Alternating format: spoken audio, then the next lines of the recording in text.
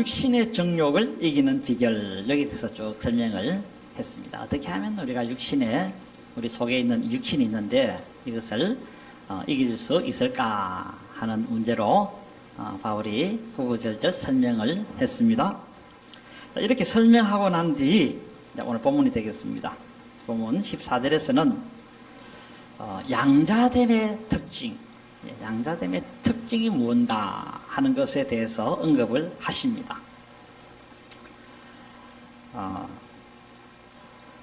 이 14절에 보시면 양자, 즉 하나님의 자녀를 말합니다. 하나님의 자녀. 우리는 양자 됐는데 이 양자가 가지는 전형적인 태도 혹은 하나의 모습이 무언가 하는 것에 대해서 알려주고 있습니다. 자, 그러면 이 양자의 모습은 무언가 하면 하나님의 영의 인도함을 받는 그런 태도를 지닌다 라고 말씀드리고 있습니다. 자, 하나님의 영의 인도함을 받는다. 양자는 하나님의 영의 인도함을 받는다. 이 인도함을 받는다라는 이 단어는 아곤타이라는 말인데 분해하면 현재 수동태입니다. 현재 수동태. 동작은 현재입니다. 자, 의미는 뭐냐면 이끌리다. 또 혹은 자신을 인도하게 하다. 그 다음에 인도함을 받다 하는 그런 의미입니다. 한 번 더 말씀드리면 이끌리다. 혹은 자신을 인도하게 하다. 그 다음에 인도함을 받다. 누가 성령님의 인도를 받느냐 할 때 하나님의 아들은 성령님의 인도를 받는다고 하고 있습니다. 그래서 여기 하나님의 아들이 가지는 전형적인 태도는 뭐냐 할 때 하나님의 영이 자신을 인도하도록 한다라는 것입니다. 한 번 더 강조하면 하나님 아들의 삶의 모습은 하나님의 영의 인도를 받는다라는 것입니다. 그래서 내가 하나님의 영의 인도함을 받는다고 한다면은 내가 하나님의 아들이로구나 확증할 수 있다라는 것입니다. 또 누가 아무개가 하나님의 영의 인도함을 받는 것을 보면 그 사람은 하나님의 아들이 맞는구나, 하나님 자녀가 맞구나, 이렇게 우리가 마음속에 확정해 볼 수 있게 된다는 것입니다. 자, 여기서 우리 하나님의 영께서 양자에게 어떤 일을 하시는가 하는 이제 그 문제를 언급하시고 계십니다. 우리 하나님의 영께서는 양자에게 어떤 일을 하시느냐 하면 인도하는 역할. 다른 말로 하면은 양자들에게 영향력을 끼친다는 것입니다. 영향력. 바로 이 성령님께서는 하나님의 아들들에게 영향력을 행사를 해서 안내하는 역할을 하고 이끄는 역할을 하고 그리고 하나님의 뜻대로 가는 그 길로 데려다니는 역할을 하고 그런 역할을 하신다라는 것입니다. 아무렇게나 선택해서 가도록 하지 아니하고 이런 두 갈래 길에 놓으면은 성령님께서는 영향력을 행사해서 바른 길을 가도록 그렇게 입김을 딱 불어넣어 가지고 그 길로 가도록 이렇게 만드신다라는 것입니다. 자, 그래서 이렇게 성령이 이끌 때 이끌림을 받는 그 사람은 거의 하나님의 아들이다. 이렇게 봐도 무방하다 하고 말씀을 하고 계십니다. 우리 예수님도 보시면 마태복음 4장 1절에 보시면 성령님의 이끌림을 받았던 것이 나옵니다. 거기 보시면 예수께서 성령에게 이끌렸다 그랬습니다. 4장 1절에 마태복음. 자, 여기 인도하다라는 단어는 합성어인데 아나고라는 말입니다. 아나고라는 말인데 이것은 아나라는 전치사와 아고라는 이 단어가 합성되어진 용어입니다만은 그래서 위로 인도하다 하는 그런 의미를 가지고 있습니다. 있는데 성령님께서는 위로 인도해서 광야로 데리고 갔다 그렇게 말씀하고 있습니다. 그래서 광야로 데리고 갈 때에 우리 예수님은 잘 따라갔다 하고 그렇게 언급을 하십니다. 아마 예수님은 그 당시 요단 평지에 있었기 때문에 요단 평지에서 이제 조금만 올라가면 광야가 나옵니다. 그래서 위로 올려서 이끌어 갔다. 누가? 성령님께서 그렇게 하셨다 하고 말씀도 하고 있습니다. 자, 이처럼 성령님은 인도하는 역할을 하십니다. 쉽게 표현하면 믿는 사람들의 그 마음의 삶의 태도에 영향력을 미친다는 것입니다. 그래서 그렇게 행동하도록 만들고 그렇게 작용하게 하고 그렇게 살도록 작용을 하고 그렇게 말하도록 작용을 하고 그렇게 일을 그렇게 이끌어 나가신다라는 것입니다. 누구에게 할 때? 하나님의 아들들에게. 자, 그래서 바울 사도는 이렇게 성령께서 삶의 영향력을 끼쳐서 작용하는 바로 그 사람은 하나님의 아들이다 하고 그렇게 말씀하고 있습니다. 이런 사람은 구원에 대해서 걱정할 필요가 없다는 그런 의미의 뜻도 되겠습니다. 자, 그러면서 바울 사도는 왜냐하면 하는 것으로서 15절에 또 다른 바로 성령 또 다른 그 하나의 양자됨의 증거를 하나 말씀하고 있습니다. 양자됨의 증거. 자, 하는데 이 15절에 보면 왜 이렇게 성령님의 이끌림을 받게 되느냐 할 때는 그것은 바로 양자의 영을 받았기 때문에 그렇다 하고 말씀하고 있습니다. 하나님께서는 당신은 하나님의 아들입니다 하는 표로서 양자의 영을 심령 속에 보내주셨다는 것입니다. 자, 이처럼 하나님께서는 믿는 사람에게는 양자됨의 영을 보내준다는 것입니다. 양자됨의 영. 자, 오늘 여러분들도 이 말씀을 들으면서 한 가지 꼭 확신해야 하는 것은 바로 이 양자의 영됨이 여러분의 심령 속에 와 계시는 줄로 아시기 바랍니다. 이렇게 믿으시면 됩니다. 내 속에도 양자의 영이 와 있구나. 양자됨의 영이 내 심령 속에 있구나. 이렇게 알고 확신하면 틀림없습니다. 그리고 이 양자의 영이 와 있기 때문에 어떤 현상이 나타나는 것인가 할 때는 바울 사도가 그렇게 말씀합니다. 양자의 영이 너희 속에 와 있다는 그 증거와 거기에 나타나는 수반되는 현상은 뭐냐 하면 아바 아버지라 부르짖게 된다. 이렇게 이제 말씀하고 있습니다. 이런 현상이 나타난다는 것입니다. 그래서 하나님의 아들, 즉 양자됨에 대한 특징은 뭐냐 하면 양자됨의 증거죠. 증거는 바로 평상시에는 하나님을 그냥 하나님 이래 부릅니다. 하나님 이래 부르다가 또 주 여호와여 이래 부르다가 삶이 고달프고 인생이 사경에 헤매이고 그리고 인생이 위기에 닥치고 고난의 짐을 무겁게 지고 사방을 돌아봐도 나를 돌아볼 사람이 아무도 없고 절망적인 그런 상황에 설 때는 이 양자의 영을 받은 사람은 어떤 현상이 나타나는 것인가 할 때 아버지 하고 이렇게 부르는 이런 아주 특이한 행동을 가지게 된다 하고 말씀하고 계십니다. 너무 힘들고 고달프고 고통스러울 때 자기도 모르게 아버지 이란다는 것입니다. 이렇게 날 좀 살려주이소 이란다 그 말입니다. 이게 엉엉 울면서 왜 이렇게 아버지 하면서 목이 터져갖고 하늘을 향하게 외치는가 하면 양자의 영이 와 있기 때문에 그렇다 하고 바울 사도가 그렇게 말씀하고 있습니다. 아마 여러분 과거에 이런 일이 있었다고 한다면 이런 일이 있어서 기도원에 가서 한번 기도했던 사람이 있다고 한다면 그 사람은 하나님의 아들입니다. 하나님의 자녀입니다. 의심할 필요 없습니다. 더 이상. 만약에 양자의 영을 못 받았다. 종의 영만 받았다.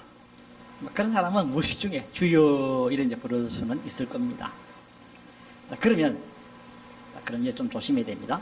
주여 이렇게만 부르짖는 사람은 양자의 영을 받지 않았는가 하는 것에 대해서는 그렇지는 않습니다. 아버지 부르는 사람도 그렇고 주여 부르는 사람도 양자의 영을 받았을 수도 있다는 것입니다. 양자영을 받은 사람도 주요 하는 사람이 있습니다. 그래서 앞서 잠시 언급을 해드렸습니다만은 양자의 영을 받았음에도 주여 하고 막 하늘에 두 조각 나도록 큰 소리를 지르는 그런 유형의 기도하는 사람도 있습니다.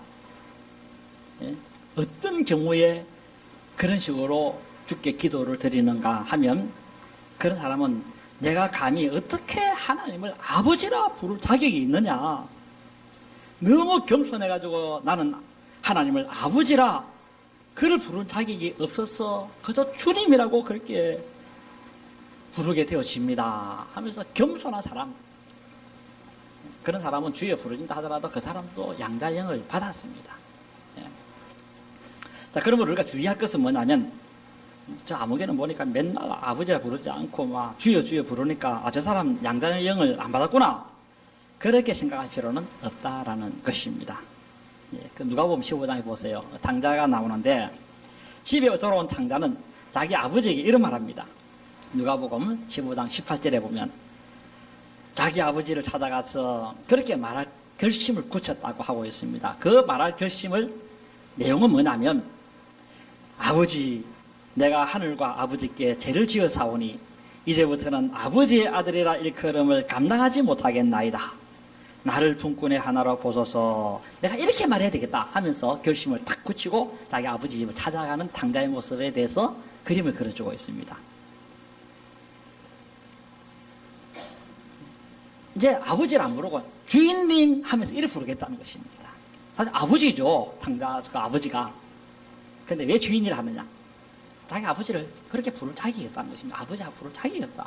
그래서 주여 하고 부르짖겠다, 그렇게 결심을 했다는 것이 있는데, 이런 것을 볼 때 양자라도 주여 하고 부르짖을 수 있다는 사실을 저하고, 주여 부르짖는다 해가지고 양자가 아니고 아버지라 부르짖는다 해가지고 양자고 이건 아니다 하는 사실을 여러분들이 잘 아시면 되겠습니다. 그래서 기독교인들도 내가 어떻게 하나님을 아버지라 부를 수 있느냐, 내 같은 이런 비천한 인간, 죄 많은 인간이 하면서 주여 주님 하면서 나는 그저 당신의 종입니다 하는 이런 자세로서 신앙생활 하는 경우도 있은즉, 또 이것은 또 기특하고 귀한 것이라 그렇게 보시면 되겠습니다. 자, 그러므로 아버지라 안 부른다고 해서 그 사람의 신앙을 폄하해서는 안 되겠다라는 것입니다. 우리 예수님도 보세요. 우리 예수님도, 물론 예수님도 그 요한복음 17장에 보면 기도할 때 자기 아버지를 그냥 아버지라 쭉 불렀습니다. 아버지요 하면서, 아버지요. 자주 이제 아버지라는 말이 많이 나오는데, 그런데 십자가 위에서 너무 고달프고 힘들어서 거기서 피를 철철 흘리고 큰 고통을 당할 때 자기 아버지를 부를 때 어떻게 불렀습니까? 아버지! 이랬습니까? 일 안 하고 어떻게 했나니까, 나의 하나님이여! 다들 마이크 말면 일단 떠나가라고는 해봅니다. 마이크 때문에 내가 놀랄까 싶었어. 기가 멍멍할까 싶어서 내가 소리 한 3분의 1만 질렀습니다. 아시겠죠? 아버지 하면서 소리를 막 치는데, 그 마태복음 20장에 나옵니다. 예수님이 부르실 때 폰 메가스로 소리쳤다고 했습니다. 폰 메가스. 폰이라고 하는 말은 헬라어로는 음성이라는 뜻입니다. 메가스라는 말은 아주 크게 세상 그냥 막 다 떠나갈 정도로 그렇게 큰 소리를 쳐, 목이 터져서 피가 날 정도로 소리를 치는 것을 폰 메가스라고 합니다. 메가라는 말 아죠? 메가. 슈퍼마켓 위에 메가마켓 아닙니까? 이게 이제 메가라는 곳이 헬라어에서 나온 그런 용어들인데 굉장히 큰 걸 말합니다. 굉장히 크게. 예수님은 막 나의 하나님이여 하고 쉴 때에 놀랄 만큼 어디서 그 십자가 위에서 그런 힘이 나왔는지 그렇게 자기 아버지를 부르면서 나의 하나님이여 하는데, 거기 이제 엘레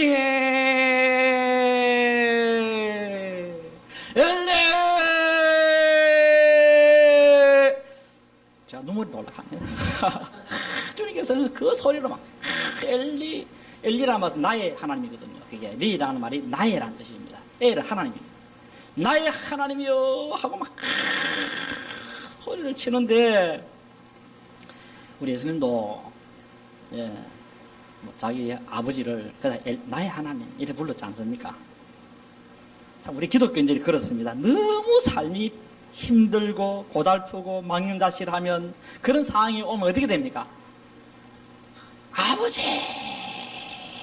하면서 막 물고 부르짖는다라는 것입니다. 이것은 그 사람이 양자형을 받았기 때문에 하나님의 아들에게 일어나는 일반적인 현상이라는 것입니다.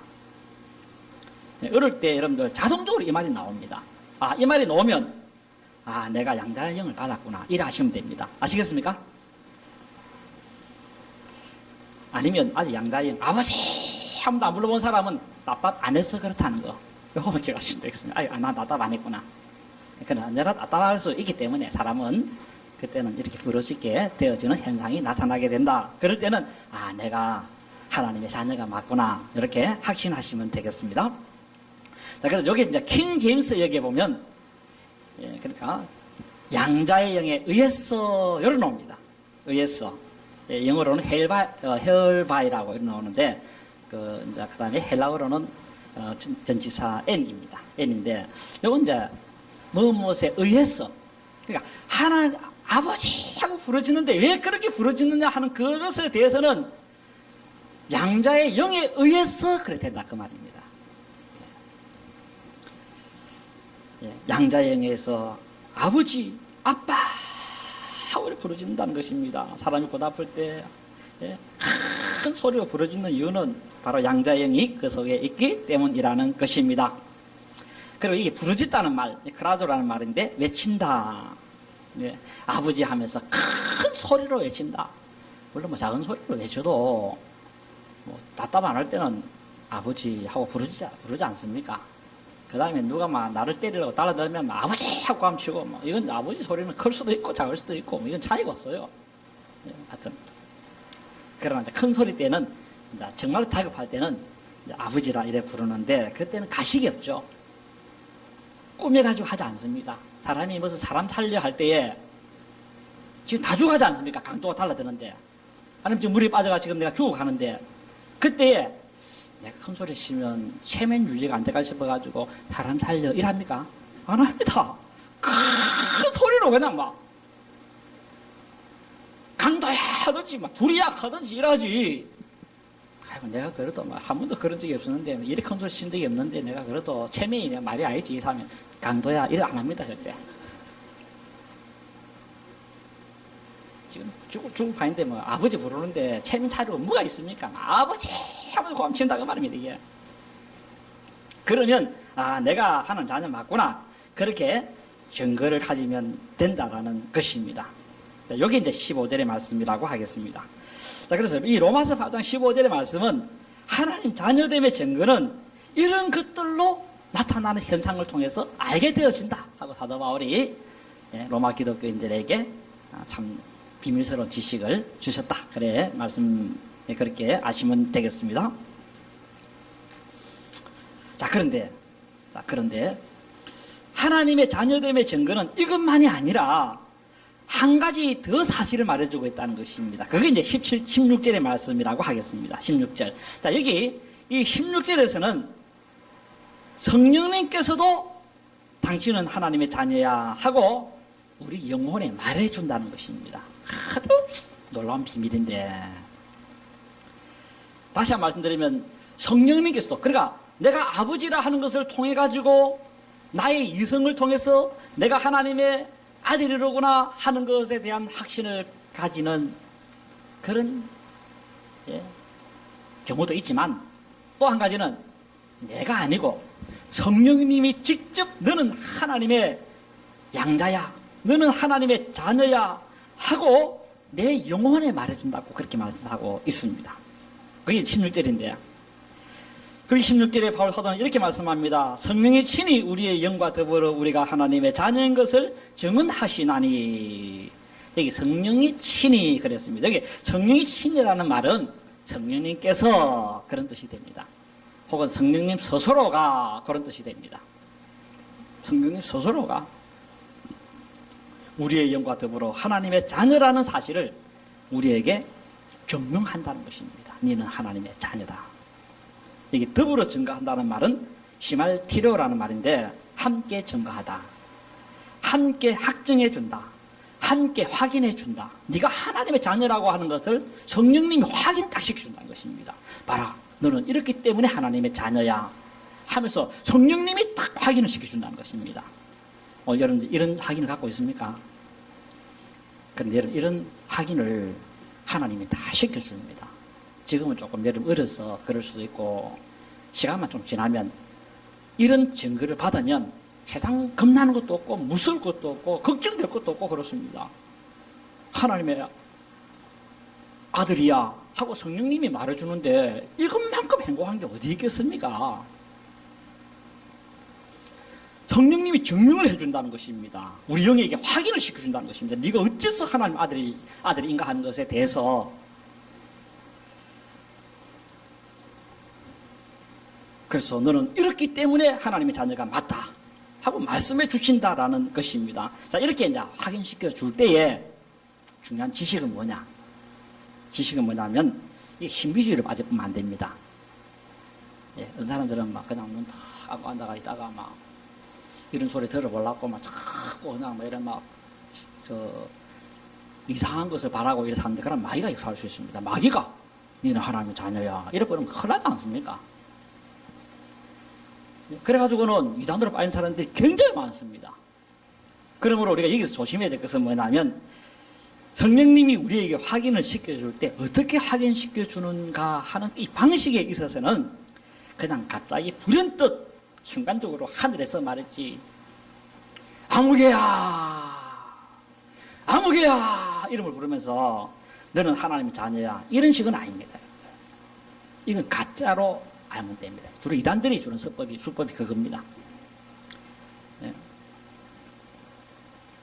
오늘 하나님은 절대 그런 식으로 하지 아니하고 네가 어떤 이유 때문에 무슨 이유 때문에 하나님의 자녀야 하는 사실에 대해서 그런 식으로 성령님이 확인시켜 주시지. 예. 꿈속에 뭐 나타나고 아무개야 아무개야 내 말 들리나 하면서 듣거라 하면서 너는 하나님의 자녀야 이런 식은 아닙니다. 여러분들 이런 식으로 받아보면 큰일 납니다.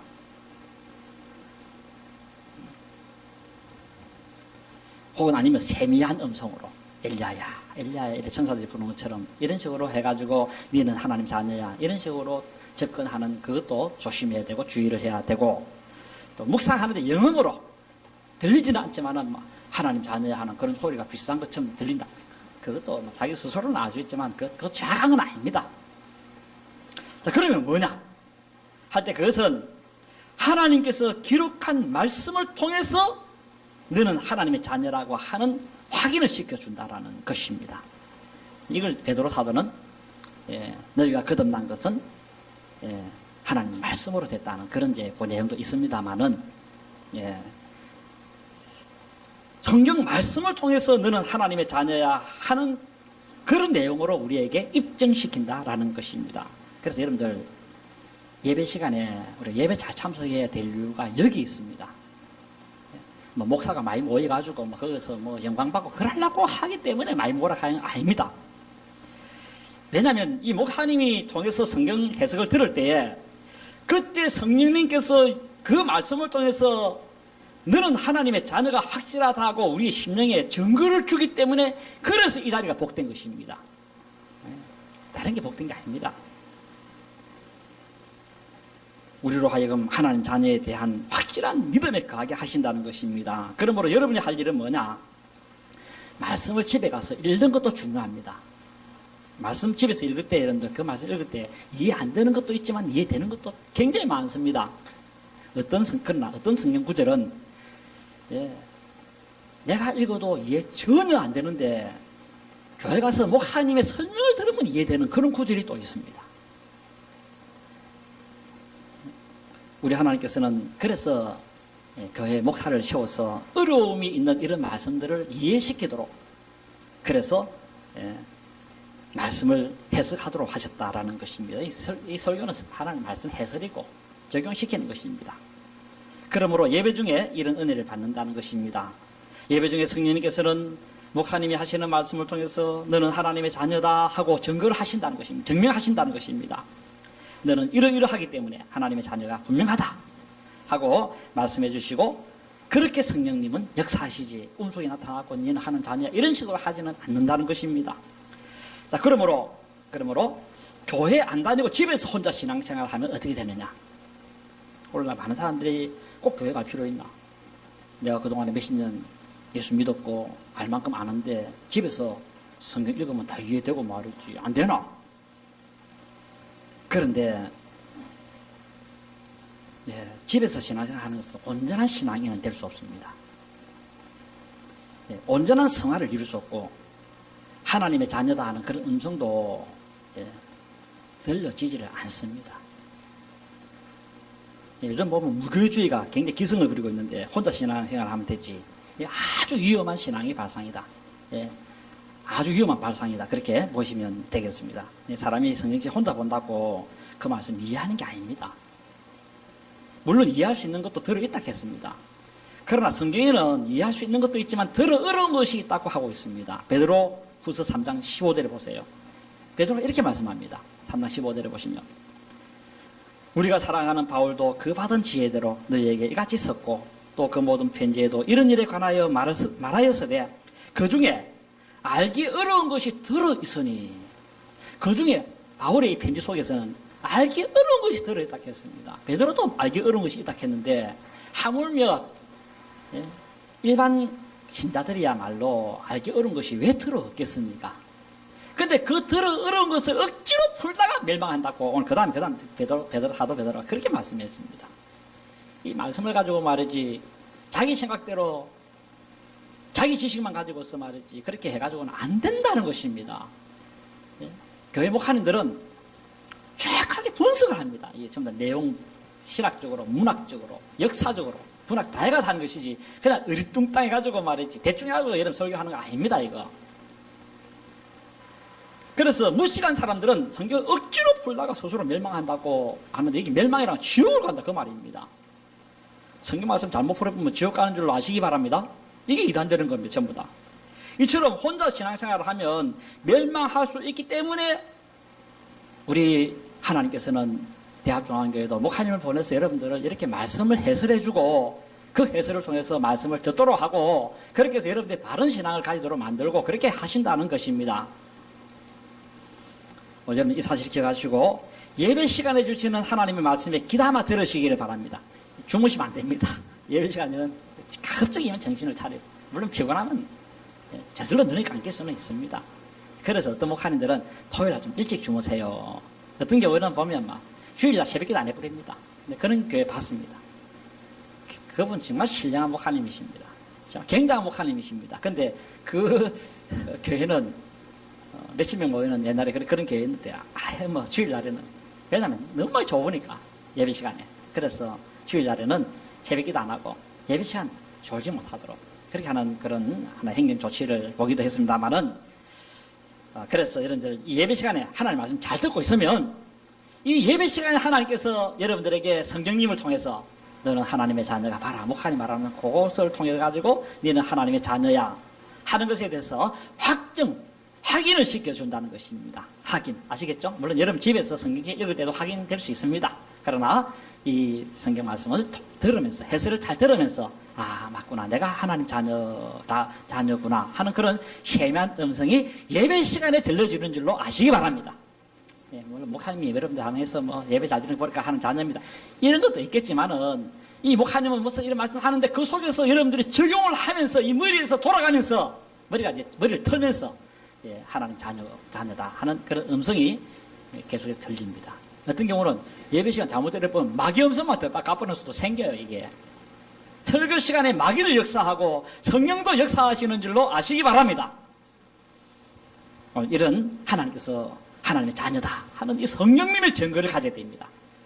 물론 사람의 증거도 가진 것도 필요하지만 성령님의 증거를 가지는 그런 복이 있는 여러분의 신앙생활이 있기를 진심으로 바랍니다. 찬송가 드리겠습니다.